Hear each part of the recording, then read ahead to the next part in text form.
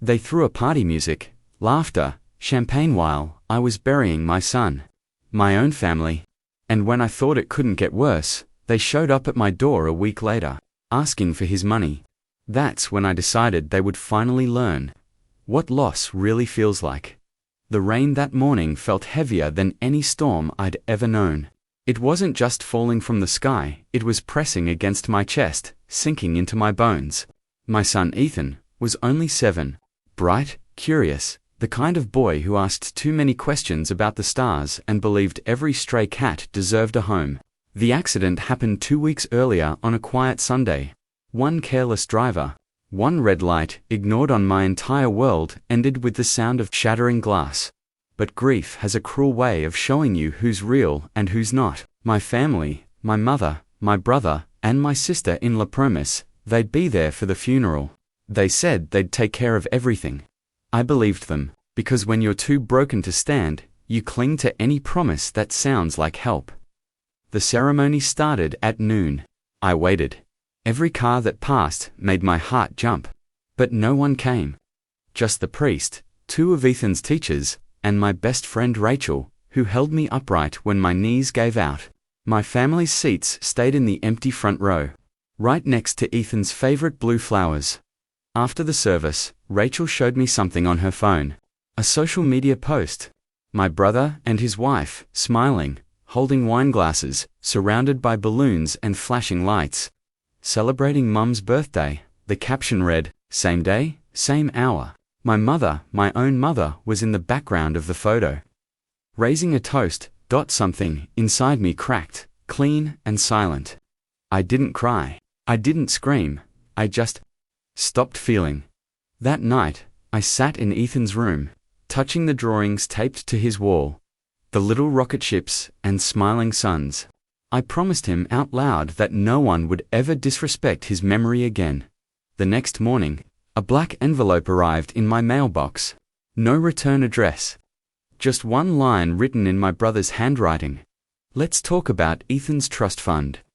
Before we continue, please subscribe to the channel and write in the comments about which country you're watching this video from.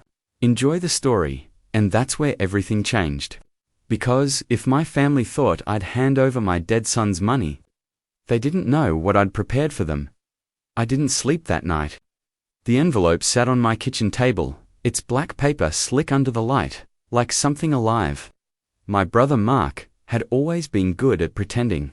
Growing up, he was the golden child, charming, funny, the one Mum bragged about at every dinner.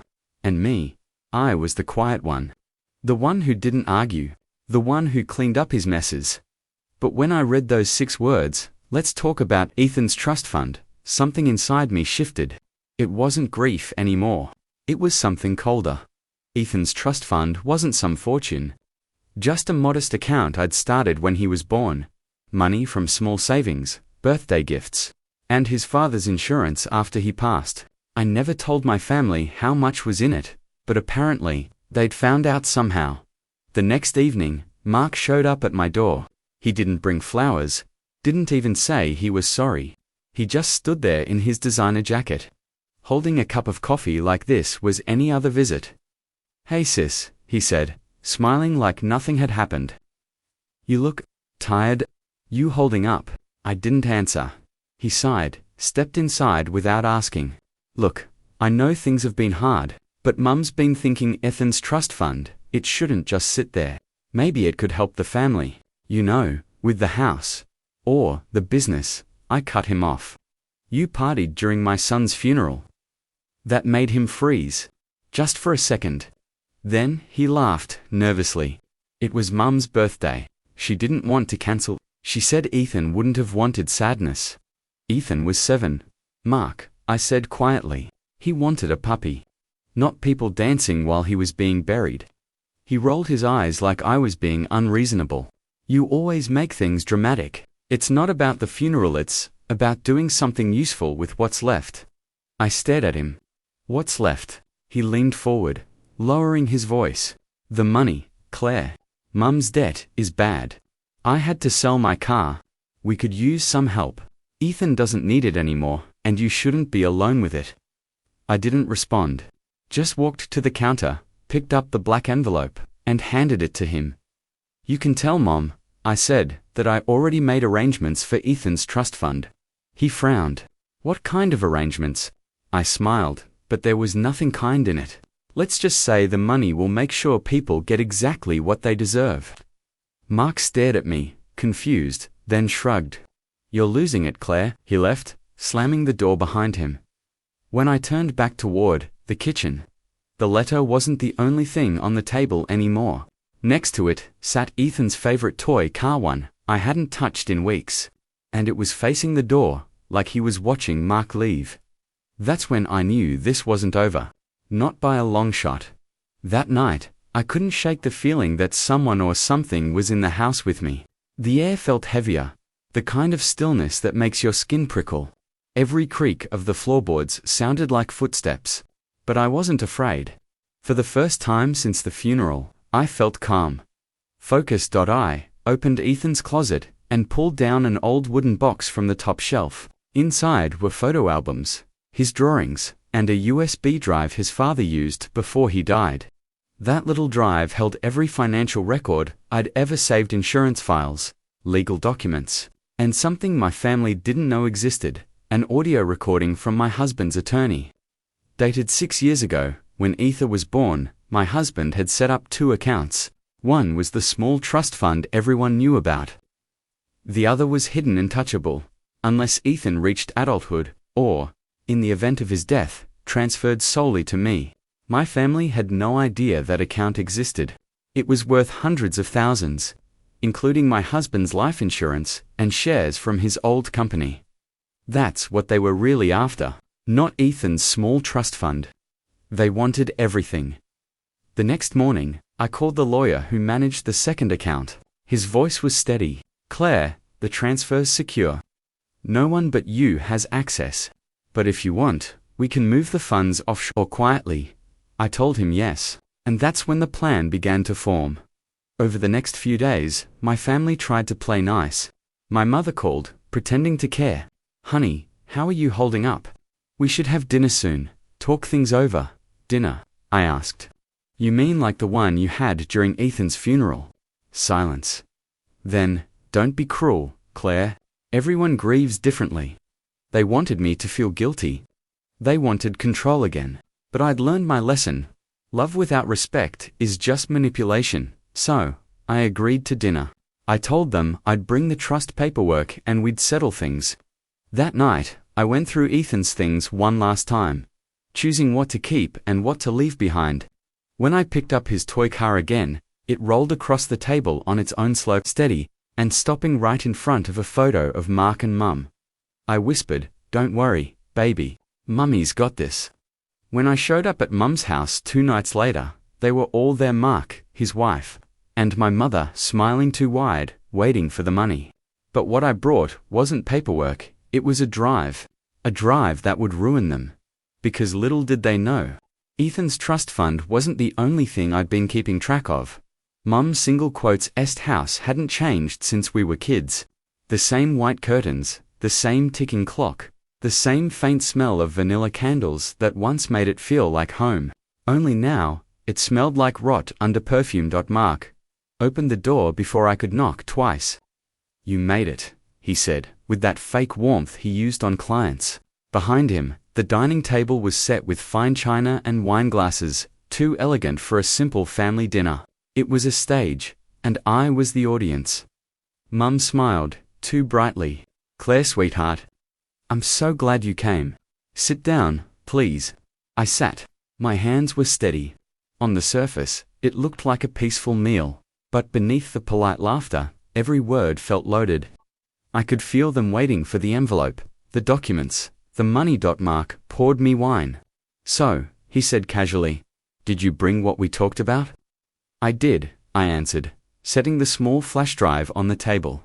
"But before we discuss money, there's something you should see." Their eyes sharpened instantly. I plugged the drive into the laptop I'd brought. The screen flickered to life, and a series of documents appeared: bank statements, emails, and recordings. Not mine, theirs. The first file played automatically. It was an audio recording from 2 months ago: Mark and Mum's voices, clear as day. Mark, she'll break eventually. We'll tell her it's for Ethan's legacy. She handed over. Mum, good. She's too emotional to notice. Just act sympathetic until the check clears. Mum's fork clattered against her plate. Where did you get that? I told you, I said softly. Ethan's trust fund wasn't the only thing I was keeping track of. Mark's face turned pale. You bugged us? No. You bugged yourselves, I replied. You used my husband's old accountant, the same one who handled the recordings for legal protection. He kept everything. For the first time that evening, silence filled the room. Mum's voice trembled. You don't understand, Claire. We just thought I understand perfectly, I cut in. You thought I was weak. You thought burying my child made me desperate. You thought I'd give you everything. I reached for my bag and pulled out a second envelope, this one sealed with red wax. Inside are copies of every document and recording. They've already been sent to the attorney who manages Ethan's estate. Mark slammed his hand on the table. You wouldn't dare. I looked him in the eye. Try me. The lights flickered. The sound of thunder rolled outside, and just as the room fell into silence again, Mum's phone buzzed, a notification. From the bank, her eyes widened as she read the screen. Every account under her name frozen, Mark lunged for the flash drive. But I stood first, calm and deliberate. You wanted Ethan's money? I said. Now you'll see what it costs to take it from him. I turned to leave. Behind me, I could hear Mum crying, Mark cursing, chairs scraping. But as I reached the door, I froze. From the hallway came a sound I hadn't heard since the night Ethan died. Soft wheels rolling across hardwood. When I looked down, his toy car was there again, and it wasn't moving by itself this time. Someone had placed it there. I froze in the doorway, staring at the small red toy car on the floor. Its tiny wheels glistened under the hallway light. The same car that had been in Ethan's room, the one I'd left, locked in a box. Mark and Mum were still arguing behind me, but their voices faded into a dull echo. All I could hear was the quiet creak of the floor. The sound of the house breathing. I bent down slowly and picked up the toy. The moment my fingers touched it, a memory hit Ethan laughing. Racing that car across the kitchen tiles, his voice calling out, Faster, Mummy! Faster. My throat tightened, but I smiled through the tears. I know, sweetheart, I whispered. We're almost done. When I turned back, Mum was on her knees, clutching her phone, sobbing over the frozen accounts. Mark was pacing like a trapped animal. His wife stood silently near the window, pale and trembling. This isn't over. Mark snapped. You think you can ruin us and walk away? I stepped closer. You did that yourselves. All I did was show the world who you really are. He took a step toward me, eyes wild. That money belonged to all of us. No, I said quietly. It belonged to Ethan. And now, it's gone where it should have. Always gone to help children who lost everything, just like I did. He froze. What are you talking about? I handed him a folded letter. I donated every cent in Ethan's name to the Children's Recovery Foundation. They're building a center in Portland. It'll carry his name. Mark ripped open the letter, reading it like it was a death sentence. You gave it away. I gave it purpose, I corrected. He lunged toward me. But before he could reach, something strange happened, the sound of rolling wheels again. The toy car slid across the floor, fast and hard, colliding with Mark's foot. He stumbled back, pale, like someone had pushed him. Mum gasped. Mark, stop. He froze, eyes darting toward the car, then at me. I didn't move. I didn't have to. The silence between us said everything. Without another word, I walked out into the rain. The cold air hit my face, and for the first time in months, it didn't feel heavy. It felt clean. When I got home, I placed the toy car on the windowsill in Ethan's room. Outside, the city lights shimmered through the drizzle.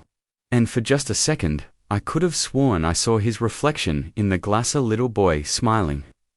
Peaceful, I whispered. It's over, baby.